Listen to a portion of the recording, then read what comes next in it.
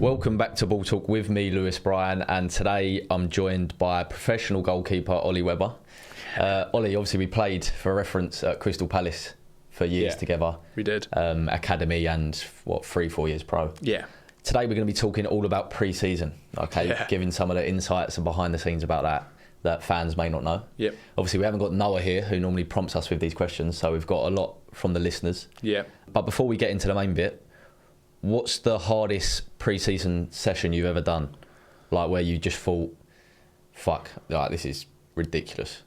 A few on that Belgium trip. Yeah, it's exactly the same. We went on tour to Belgium. Yeah. We stayed at basically the St George's Park of Belgium, their national team training ground. And that would just like, the morning sessions on the bike would be a killer, wouldn't they? Yeah, and then sometimes in the afternoon, obviously the outfielders were just doing running. Yeah. But the goalies would do our fitness. So we had like a volleyball pitch. So we were doing work on the sand.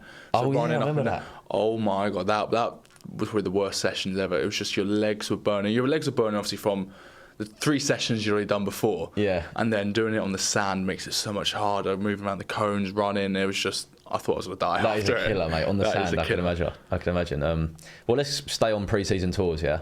Yeah. So firstly, what ones have we been on?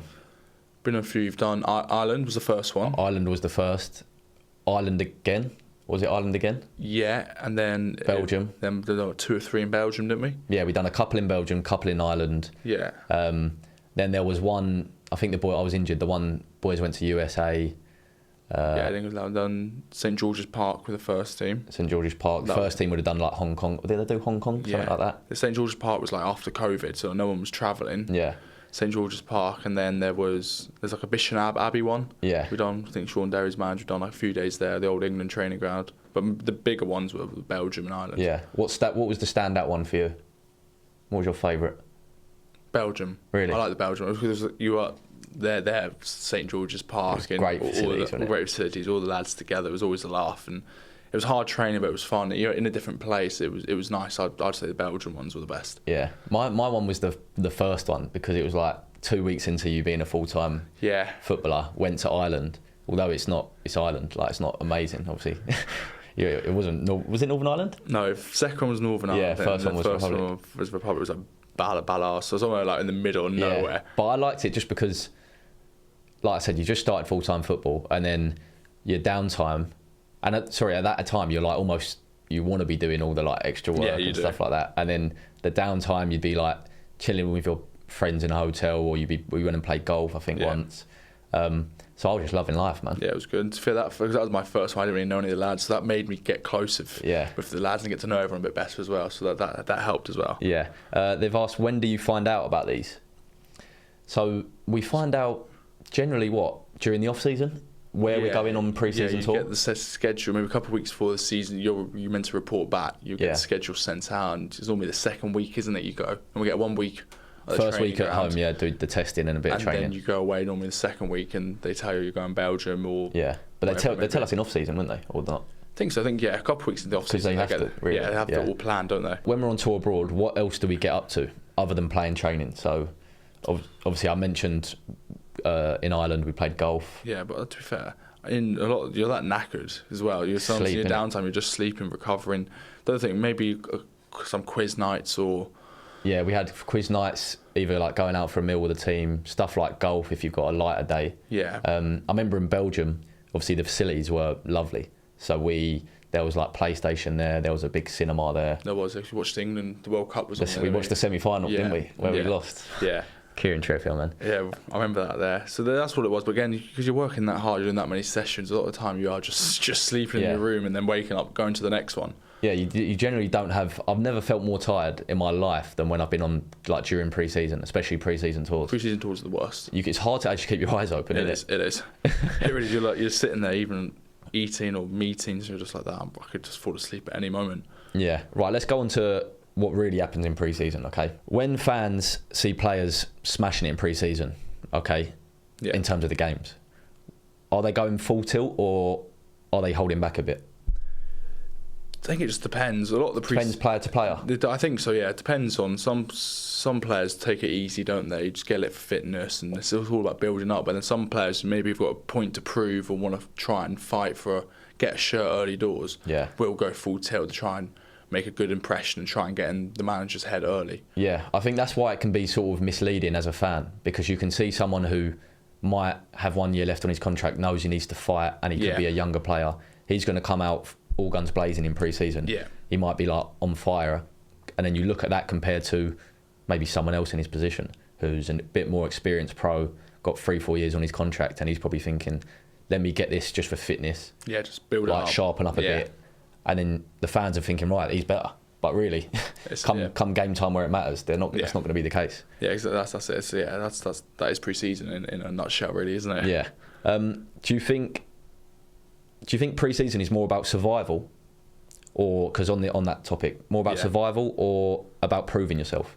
I think proving yourself is a little bit of both. You've got to obviously survive the fitness. It's meant to be the hardest bit of training you'll do all year, so it's a little bit of both, but definitely about just trying to prove a point and do it that way, I think. Yeah, I think you've definitely, like we just said, especially if there's a new gaffer in, or for us when we were young and you're just starting out and you're trying to make your career. Yeah. Pre-season, like you want to come back from the off-season and show like how serious I've taken that off-season and sort of prove your place. Like a good pre-season, although we're saying some players might take it easier, a good pre-season can change the manager's mind to pick you for the first game of the season. It can, and you don't want to get injured in pre-season. Yeah, that's true. It's the worst time to get injured as well. So you want to be working. You don't want to be taking it easy in case you do, or half-arsing in case you do pick an injury. You want to be working hard and recovering right as well, because that's also no one wants to get injured in pre-season. It can kill your whole season if you miss pre-season. I think you've got to go into it. Although you have to have that in mind, you have to go into it with proving yourself. Man. Yeah, 100%. Because it's just going to get so competitive as you get up there. You can't just switch that off, and I don't think footballers have that in them to switch it off. No, I don't think so. Let's go on to fitness tests. So how brutal are the fitness tests, really?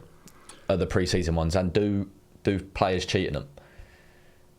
But again, I'm a goalkeeper. The only fitness test I used to do was a bleep test. Yeah. And that was it. Rather than that, I wouldn't do any of the 1K runs everyone does now, or did you do any of the sprints or the jumps and stuff like that? Jumps tests, but no, you can't cheat those. I know some lads cheat the running by just stop a bit shorter or don't go around the cone and little things like that. Everyone does that, but no, I don't think anyone really cheats. But for me, obviously it's a different fitness. Obviously it's pre-season's hard and the goalkeeping fitness side of it is hard, but obviously the fitness tests aren't. I don't think they're that bad for the ones. Obviously it's just jumps, and bleep test is the hardest one. I used to hate doing that. I used to always be one of the first ones to drop out. A lot of people don't realise as well, as you get older, so you start full-time football, let's say at 16. Yeah. As you get older to that, like 21s and to the first team, the pre-seasons actually get less horrible.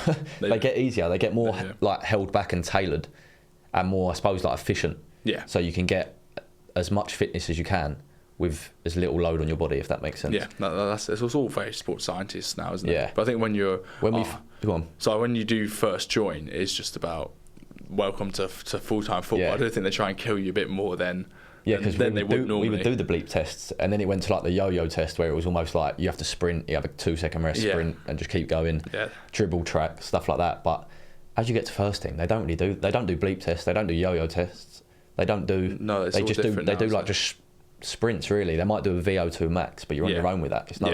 There's no competition. But lads definitely do cheat with them. Yeah, 100%. Okay, right, Ollie, we're going to pre-season friendlies. Yeah. Big question: are they a lie? Can they be like false advertising almost? Like how serious do players take these pre-season friendlies, and do, as a player, we care about the results? I think the first 2 games, you're not that bothered about the result. It's just about, especially the first one. Normally the first one, everyone plays 45 minutes. Yeah, it's just about getting fitness in the legs and getting you can do all the training in the world, but it's so different to playing a game. So it's just about getting in your position, getting the match fitness, sharpness up as well. So I think the first, and then maybe second game, you might do 45 again or 60. So it's kind of, I think the first couple of games, it's just about getting fitness in. Then the last couple, where you're getting closer to the season, people start playing 90 minutes more, it'd be more about getting results and getting your style of play across and how you're going to look going into the season. So that's when it becomes a bit more results based. Yeah. But I think the first couple of games don't matter too much. Obviously, you don't want to go and get battered. Yeah, you don't want to. That's the thing. You don't want to be battered and lose every game going into the first game of the season. But I've also seen teams do that and lose every preseason game, then not win the league or have a brilliant season. Or I've had teams win every game preseason and being near the bottom. So sometimes, so sometimes it doesn't matter too much either. It's just about fitness. Yeah, and the only thing I'd say as well, like how a lot of players' mindset shifts slightly, is preseason they think about obviously getting fit, but playing well as an individual. Yeah. So if they you're playing good performances but you're losing, don't matter. Whereas in the season, it's just about winning. Yeah. So it's more team-based. It's a team-based, 100%. So yeah, you can't take the results of friendlies into account too much, I don't think. No, not really. Do managers actually make decisions from the pre-season games, or is it all about fitness? I think they do. I think they definitely, like early on they might, but come fifth pre-season game, them games would definitely help them make a decision on if someone's going to start or not. Yeah. You normally know the last 2 games of pre-season, the team that go out first usually is the team that he's thinking of starting. Yeah. So they definitely do make decisions from these games. Maybe not the first couple because it's just about fitness, but the last, like we just said, the last couple ones before you go into the season, he'll be going, well, he's done well. This is what I'm thinking, and kind of try and put that in. So they definitely make decisions from it. And it depends, obviously, like if they know a player if they've coached a player for the last 3 years, they know he's good, they rate him. If he plays like average in pre-season, they're still going to start him. Yeah, they've got they know him. This one's actually quite funny. There's something that comes to my mind straight away. Have you ever played in a pre-season friendly where you genuinely couldn't be bothered? There wasn't one that I couldn't be bothered, right? I just thought this is just fucking pointless because it was easy. When we were under 21s at Palace. I think you were there, and we played Three Bridges away. Was you there? Yeah. Was you there? Yeah, I was. We played Three Bridges away. It was a really hot day pre-season. They're what, like step 4? Yeah, step 4, step 5. Yeah, and the pitch was shit. Oh yeah, I remember that. Like none of them really, like, they're all part-time. They won't be that fit. Like, we should be dominating them, and we did. Like, I think we won the game 3 or 4-0, but it should have been about 10. But I remember just going into the second half, and it would just be like the ball would get transferred from one end to the other. They couldn't even run up, and then they'd come press us. When we played past them, they honestly just wouldn't track. They couldn't track back. You basically just walked around them. I swear to God, it was like I'd just get the ball as a centre mid, and I'd have 10 seconds just to do what I want. Yeah, those games, that is pre-season. Well, you got to play sometimes good opposition, otherwise the games do get like that, and then it is a bit like it's just too easy. It's boring. Like, come on, I need a bit more of a challenge. Yeah, like I generally had better challenges when I've like played in goals with my mates and stuff like that. Like that, it was too easy. So I'm not sure. Yeah, like should we have dropped down that low to play a team? But I don't think so. I think you've got to play similar. That's what fans will probably say as well. That when you get these teams playing, like these league clubs playing step 4 teams. Yeah. What's the point? I know you might be local, might be good, but what's the point? It's not going. Is it going to really prep you for the season? I don't know. I think you've got to play teams of a similar calibre to. So it's entertaining games, it's even games, and it's realistic games. Yeah, because what was that prep for us done pretty much nothing. Maybe a bit of fitness, but it was because it was hot. A training session would have been better. Yeah. A high intensity training session. So you got the opposition has to be right, I think, to make it a bit more compelling. Yeah. But on the flip side, for Three Bridges, I suppose, do they even get anything out of that? I don't think they're just chasing and then knackered after 10. So many people are like, as soon as it's over, the better. Yeah. I would agree. I'm not sure if you've had anyone for this, but who's been like the player where they've been poor in pre-season, like one of the worst players, but then turned it on when the season starts? Do you know someone like that? I don't think I do. No, I think everyone's fairly decent. Yeah. I can't think of it. No one's coming to mind. No, the only people, like famous people I know that I've heard about training poorly and playing well in matches or not caring in training. Eden Hazard was one, I think. Yeah, the people always say that. He says he couldn't care less about training, but turned it on. But yeah, I have not witnessed anything. Everyone kind of is trying, and no one really sacks it off that much. Yeah. Okay, right. Well, let's talk a bit more about transfers and battling in the team for positions. Yeah. So, for a goalkeeper, when another goalkeeper, let's say, comes in during pre-season, what's your thoughts of that? Like, is it? I'm like, competition. I've got it would. What's the vibe? The vibe, obviously, Are you like, I'm not speaking to him? No, I'm a nice guy. I go and speak to him, and just make him feel welcome. And the Goldie Union, we always get on well because it's us. It's different. We always train it. So we all GKU stick together. We all secretly want to be playing and like. Not a bit annoyed that you're not playing if you don't play, but you all train together, make sure he's in the best shape he is to go and play. So you always stick together, get on. You're always quite normally really good friends. Yeah, but I've seen sometimes they can be GKU can be friends, but then it's like slyly bitchy behind the back. That's like, are you hoping they fuck up in training? Like if they have a shit training session, not training in a match. If they make a mistake in a match, you're going that could be me in. You're a little, it's your career, man. Exactly that. So you are a bit like, that could be alright. Yeah. But then obviously you don't wish bad on anyone. You don't want anyone to get injured or anything like that. But like, so let's say you've been the starting keeper and someone comes in pre-season, a new face to the club. Does that fire you up a bit more? Yeah. I know. Okay. Obviously, I'm always trying my best, but that pushes you a bit more. Yeah. You got a bit of competition. You got a bit on my toes, and for that next however many sessions it is, if he does something that well, I'm doing that even better. Yeah. I'm on flames to make sure. Yeah. No one goes, who's this guy? He's way better than Ollie. Yeah. Like, no, everyone goes, Ollie's still still the man. Yeah. I think it's competition. It's natural. It makes, I think, any position. I prefer that. So do I. Especially if you're highly rated at the club and you're a club you're at and you're starting week in, week out. It's quite easy to like subconsciously coast. Yeah. Maybe coast the wrong word, but you think you're giving it all your all, but you could be getting an extra 10% out of you. If someone else comes in for, let's say, centre mid for me, I'm thinking, right, I'm just going to prove to him that like there's levels. Yeah. And also I've noticed being injured a lot, right? When I was like, so centre mid or centre back was my position. Yeah. I'd be injured for a few months or whatever, a long period of time.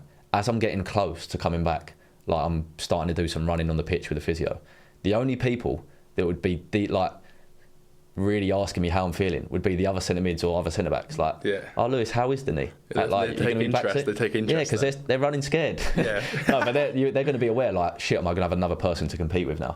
That's what they want to find out. Yeah. Whereas, that's it. Other way from that, they don't give a fuck. They know might not speak to you. No, but that's it. So it is. But like I said, I think the competition's good. It's healthy and it makes you go up a gear or two.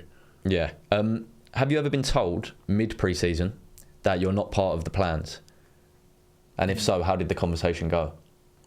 Yeah, I was not so much part of the plans, but told when I was at Palace last year, I'm going out on loan. Yeah. And I was like, perfect, that's what I wanted to do. And the loan never happened for various reasons, but you get pulled to the side, look, you've gone as far as you can. You're kind of at that awkward age now where you're kind of holding up the two younger goalies. So we want you to go out on loan. Let's get experience and then try and get yourself a move. So I was like, yeah, that makes sense. I want to go and do that. And the loans didn't happen for various reasons. Then you get told, look, loan didn't happen. You're not going to play any reserve team games because you're blocking the two younger goalies' development. So you're just going to train them and try and get you out in January. And that's kind of what happened. So that's kind of it. And not always a nice conversation, but it's part of football, isn't it? Part of football. There's nothing you can do about it. You just go, all right, cool. What about COVID? When you got COVID, after that? Did you come back and? Yeah, so I got COVID that season. Yeah, and they kind of just went. Is that when they said it? Yeah, because I was planning to obviously to go out on loan and I was rated and all of that. Then missed the start of the season because of COVID. Yeah. Obviously Joe Whitworth comes in, does what he does, and they go, "Oh, don't need you now, Ollie." I came back from COVID, full fitness. Maybe the third game of the season, window's still open. They went, "Look, yeah, don't need you anymore."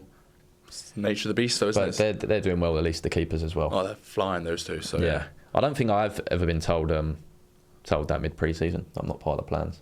That's not a bad thing. I've just not been fit for many pre-seasons. Right. So, what is it actually like when a transfer is happening? So, what I mean by this is, are you texting other? So, if you're going to move to a club and you know a few players at the club, maybe, or you've got two clubs that are after you, are you going to text if you know players there? Like, what's the club like? How many days off a week do we get? Where's the nearest golf course? What's it like? You are. What are you going to ask them? Yeah. If you know someone at the club, you go, what's the training like? What's the facilities like? What's the manager like? Yeah. What are the days off? Do you get an extra days off here and there? And if you got to move away from home, what's the town like, the city like? Yeah. So you would ask all those questions just because it's a big thing. Especially if you've got to move away to a new place, a new country. Yeah. You've got to ask all these questions. It's a big thing to do. So you ask kind of all those questions.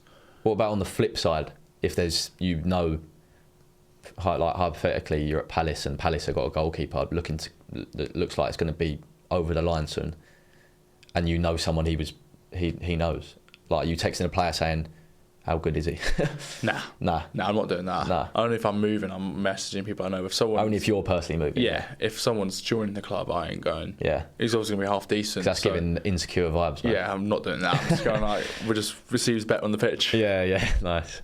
Have you ever, on transfers, seen a player who really wants to move, so he just, like, I don't know, refuses to train or just, like, loses his shit because the club aren't letting him move? Yeah, I've seen that a few times. I've seen boys wanted to move, but had moves blocked, and then they come out to train and they just kick all the balls away, they throw the cones away. Yeah. Or then they're just passing, if someone passes it to them, they just stand and let it go out.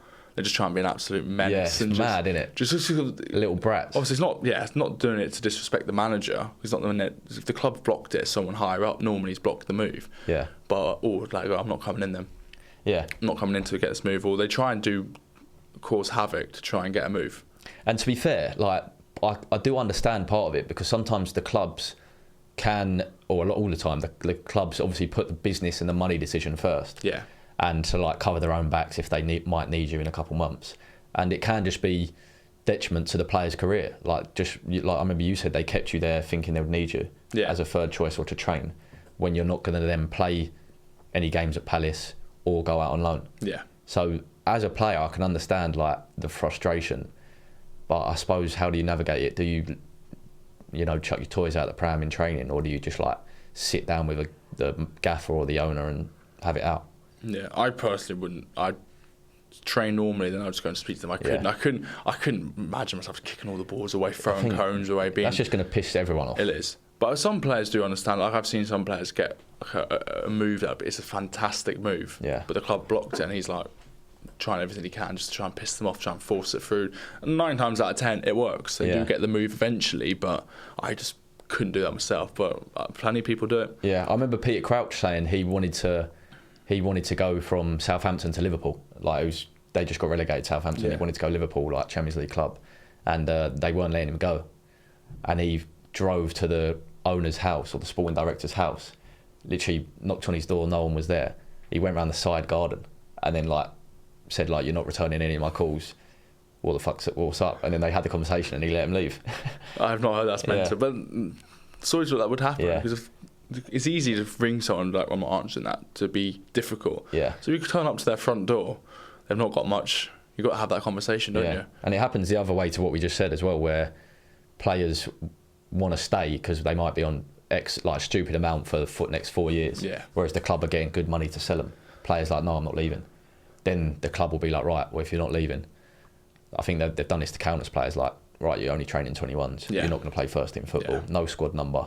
And then that's another way they can sort of get you. Try and force them out. Yeah, force them out. Yeah. Okay, so Ollie, we'll finish off by talking about player mindset and pressure a little bit. Okay, so how much pressure is there for players who are on the fringes in pre-season? Like, I'm talking a good pre-season will get them into that team, but they're not quite in the starting 11 yet.